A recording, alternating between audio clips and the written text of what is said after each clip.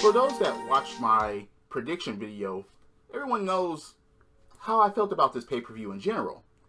I said that the card sucks a dick, and it did. But certain matches were pretty good, so that kind of livened it up a bit. I was actually surprised that certain matches were good about the event. The outcomes, yeah, I'm going to hold myself accountable as usual. But the thing about it was, I was like, okay, in order for you to produce, in order for you to make this a good pay-per-view, you have to put on some great matches and tell stories in the ring. WWE did accomplish that in a lot of these matches for TLC.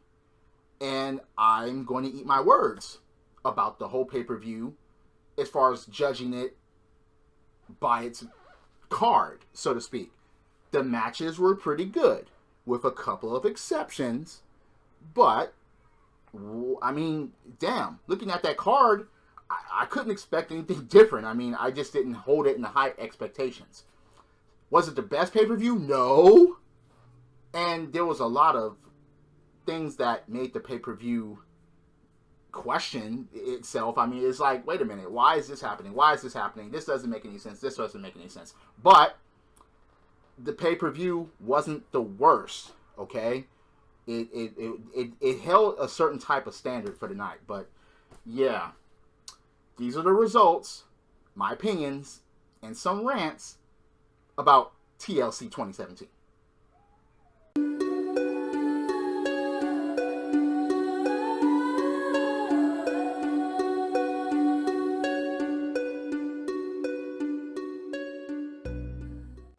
Okay, look. This match went a lot longer than I thought it was going to, but the results still stayed the same. Alicia Fox did her little showing. The Boss is on a fucking pre-show now. At least she was on the card, technically. Where the fuck is Nia Jax? I mean, I don't know. But anyway. Not shocked at this result. The match was, but it wasn't, this match was everything I expected it to be. It wasn't great to begin with. And that's why they had it on the fucking pre-show. But at the end of the day, Alicia Fox still tap to the bank statement. And that's what I thought the result was going to be. It didn't really liven up the crowd because people barely even cared. You can even tell by the reaction of the crowd. I mean, it was like, all right, come on. Just get this over with and start the show. But this match lingered for a while. I was just like, okay, wait. Why is it going on for this long? But I guess they wanted to have Alicia show something, you know, after all these years that she's been there, and she showed some fire along the way, and now she's Miss Cray Cray, and now she's just being ignored. But the match was everything I thought it was going to be. Not great, not anything to write home about. And the result, Alicia Fox tapped out to the bank statement, and I'm not surprised.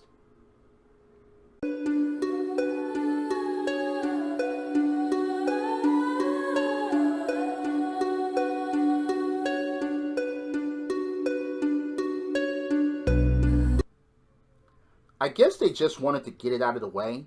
You open your main card with Emma versus Asuka. Funny that this wasn't a bad match, all things considering. They let Emma perform. They let Emma actually have a chance here. Asuka wasn't dominant, but then Asuka wasn't really Asuka. She wasn't the way she was in NXT because I guess because of Emma, because her opponent. Even though, I mean, look, I was saying that Asuka was going to win. If Asuka didn't win, I would be utterly fucking confused. That would have just thrown me to the loop. Everyone probably would have bitched out WWE at that point. But Asuka wins her debut match. Well, it's a Raw debut, but it was at a fucking pay-per-view. But again, at least it wasn't a squash match. At least these women had some showing. At least Emma had some showing. Because everyone was like, oh yeah, Asuka's going to premiere and she's going to squash Emma and blah, blah, blah, blah, blah. But that didn't happen. It was at least a match. Not something worth writing home about, but at least it was an actual match. And at least there was some spots where it was like, Emma could actually fucking pull this off. But she didn't. Asuka wins. That was my pick, and that's the result. What else can you say? Except, where the fuck do we go from here?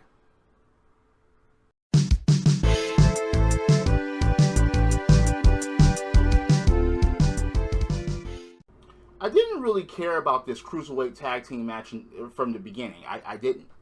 I was just like, okay, why is this even taking place? I mean, they tried to make it some type of little grudge thing, but it didn't hook me. It just didn't. I mean, this was a piss break match if I ever saw it. It was. I mean, like I said before, the Cruiserweights, there has to be more with these Cruiserweights as far as personality and showing some fire. Until then, I am not going to wrap a whole bunch of interest around the whole Cruiserweight division.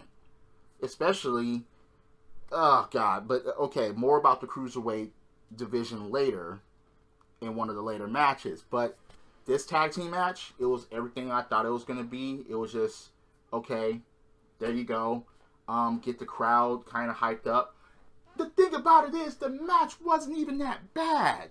The tag team match wasn't even that bad. The spots were pretty good, and there were some pretty decent moves done in the match. But I just didn't care because where the fuck does it go from here? Why? I mean, look, you can have presentation, but you have to have presentation within reasoning as far as setting up for something. And this did nothing. This was just a tag match that was just thrown onto the card. And that was one of the main problems with the whole card in general. It was just thrown together with matches that barely fucking meant anything. I was just like, and I sit there, I was like, this is a pretty good fucking match. Too bad I don't fucking care. And even though I got the prediction wrong, I still don't fucking care. Rich Swann and Cedric Alexander win the match, but then I don't care because this doesn't really lead up to anything. Sorry.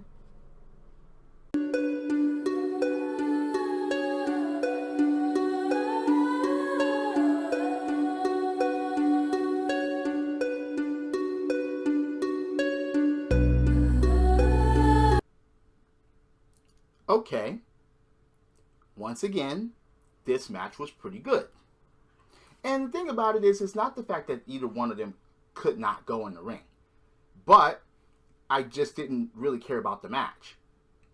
I didn't care about the match, even though it was one of two championships being defended on the card. Now, look, truth be told, I did pick Mickie James to win this match. I thought that, okay, they were going to give her the women's championship and maybe hot potato it back to Alexa Bliss, maybe in about Survivor Series time, but that didn't happen.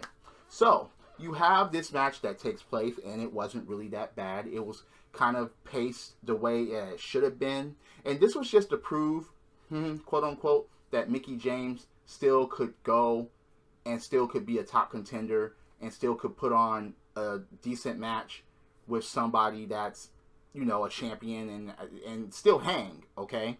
She proved that. She proved that at TLC 2017. But, once again, where do they go from here? Mickie James even said after the loss that she took that you haven't seen the last of her, and you haven't seen the last of her inside women's championship matches, which could be the case, but are they going to give her a title shot anytime soon? Is she going to get it at WrestleMania? Is she going to get it at Survivor Series? Is she going to get it at the Royal Rumble? Who knows? Who knows what the circumstances may be? But with Asuka showing up, and then with all these other women in the way, it's a fat chance that they'll give it to Mickie anytime soon. That's why I thought they were going to give it to her in order for her to cough it up to either Alexa or someone else down the road like Nia Jax or Asuka or whatever. But once again, your winner is Alexa Bliss by herself. Even though she did play the cowardly shenanigans, but it was still fucking alone. She didn't run away. She didn't get counted out. She didn't have anybody come and help her. She did it by herself. And that's the way to elevate a heel from a wrestling company. This is the way to elevate a heel. You have them do shit alone, and then so we can take them seriously, especially when they transition or if they transition to face. So we could actually take them seriously as a top face. That's the way to get it done. Congratulations, WWE, for letting Alexa do that. And they put on a decent match. Mickie still lost, and that was my pick, but I'm glad that this was a good match.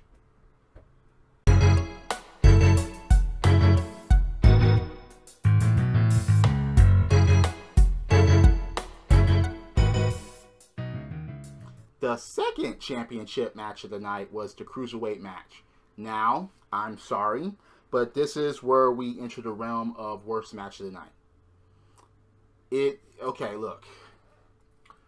And the thing about it is, once again, hot potato titles, something that I don't like, but I knew it was going to be done here. Why the fuck would they keep it on Kalisto at this point? There's just no point to do it.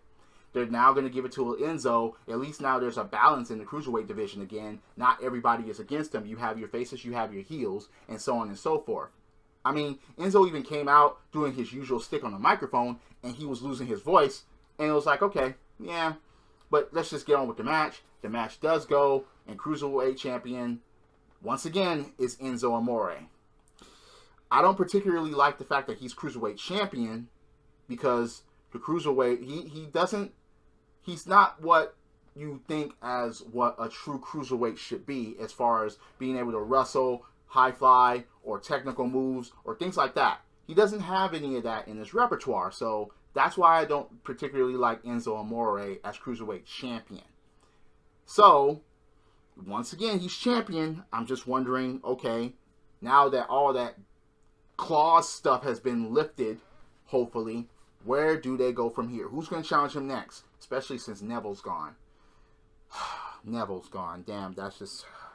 But anyway, Enzo Amore, new Cruiserweight champion, hot potatoing titles again. Damn it.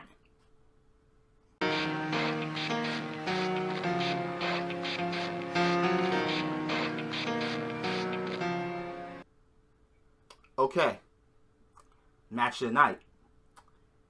This was awesome. They got like 2 or 3 chants of "this is awesome."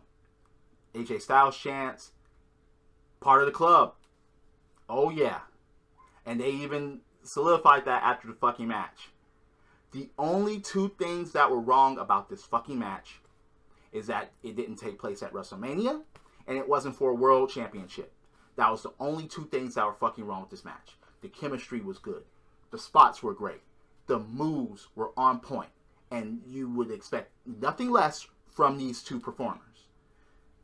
Thank goodness that this was a good match, and this lightened up the pay-per-view a lot. It did. And then the next match overkilled it. But anyway, I applaud both AJ Styles and the Demon Finn Balor. That's why I'm holding this up. And they actually did this after the match. They actually clutched. They actually did the too sweet. They actually did the whole club thing after the fucking match, because we're not fucking stupid. We're not strangers to this. We're not idiots. We know that there are, part of this. And that's what I was like, wait a minute, is Anderson and Gallows going to come out? But that didn't happen. They kept it one-on-one. They kept it too sweet. And they kept it a great fucking match. Match of the night. No doubt about it.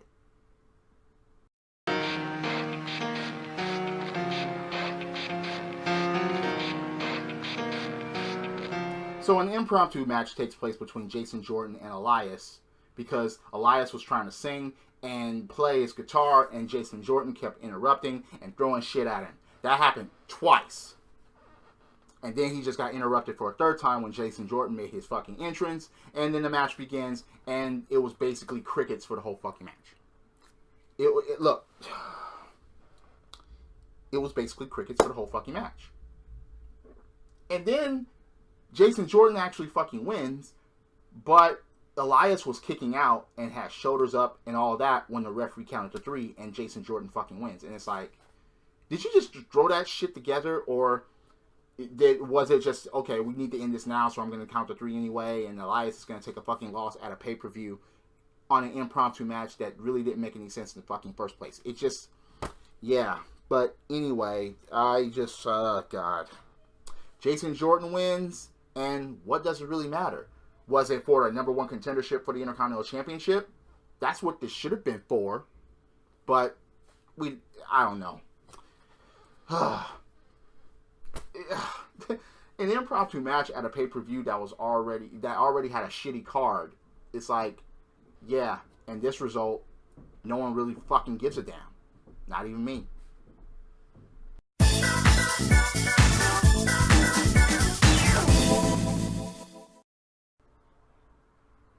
You see, the main thing that was wrong about this match is The Miz was in it. And he barely did anything in the match besides direct traffic because that lazy fucker didn't want to do anything. This lazy fucker barely took any punishment. Yes, he took chair shots. Yes, okay, wait. But he barely dished out anything because, of course, he was not even a fucking threat of the match. The rest of the people were threats. You had Braun Strowman. You had Kane. You had Sheamus and Cesaro. And then, well, what do you know? Dissension. Implosion. I did say something about that, I think I said something about that within one of my prediction videos about this match, but it happened. Kane actually, attacked Braun Strowman, and it was like, okay, what the fuck for? But no one cared about that. Chokeslamming Braun Strowman outside, through a fucking barricade, or not barricade, but through a fucking stage. And then there were chairs stacked on top of each other by a fucking string or a rope or whatever. Kane pulls them down and all these chairs fall on Strowman. And I was just like, damn, that was kind of middle finger. That was kind of crazy. Braun Strowman still emerges, tries to go after, the Jizz. Oh my God, that fucker. All he did was beg and plead and try to, leave the match. He tried to direct traffic. That's all he was fucking doing. He wasn't doing anything in the fucking match worthy of being in this match. It was just pathetic. It was just, yeah. But the Shield took their punishments. Kurt Angle took his punishment. They carried Kurt Angle out during the match because he got power slammed through a fucking table by Braun Strowman. And Kurt Angle had some showings. He hit some Germans. Germans, check. Angle slams, check. Ankle lock, check. He didn't do a moonsault, though, but I didn't expect him to. That would have been crazy as fuck if he would have did that. But, yeah.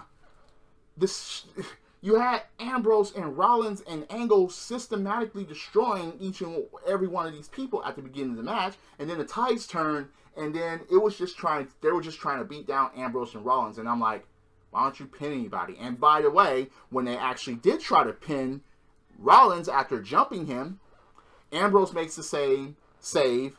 And you see, the thing about it is, they put Kurt Angle in Shield gear, and then they carried him out.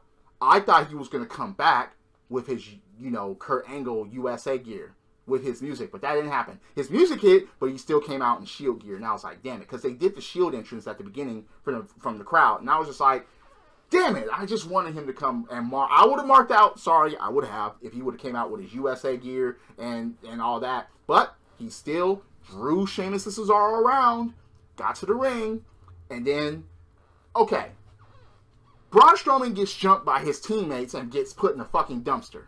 So you knew the match was done. You knew it was done after that because of the whole dissension between Kane and Strowman. So you choose Kane. Out of all that, you choose Kane. You don't choose the monster among men. Why didn't you just let him deal with the Kane and then team up with him in order to take out Ambrose and Rock? I didn't understand that. That was the stupidest thing. Especially, it was stupid. It was. But what do you expect from anyone that teams with The Miz? Once again, it goes to show that when you team with The Miz and when you associate with The Miz, your career goes... It's just as simple as that, really. I mean, yeah. It was lovely, though. You got like I say, The Miz tried. He tried to fucking steal the match by hitting a dick-licking finally on Kurt Angle. And Kurt Angle barely fucking kicked out. I was just like, you better fucking kick out. You better fucking kick. And he kicked out. Next thing you know, they surrounded him like the Shield. They systematically beat him down. You got a knee from Rollins. You got dirty deeds. You got an Angle slam. And then you got that fucking Shield powerbomb shit. Kurt Angle makes the pin. We're done. And that's the event. Again, do you think my opinions are full of shit? Do you agree or disagree? Please comment below. Yes, the card was pretty shitty, but again, they put on decent matches at the event. They did. It wasn't the best event, but it certainly wasn't the fucking worst. The two things that made this event better was the Demon versus the Phenomenal one, and the end result for Ambrose, Rollins, and Angle. That was the only two things that really saved this event for actually, being worse. Because the event was just like, in the first place. So, oh well. Hit that like button. Hit subscribe. I'm always open for a debate about wrestling. Drop kicks, body slams, throw motherfuckers over the top rope, both feet hitting the floor. Yes, I'm a wrestling fan. This is the theme. And I'll see you later. Credits.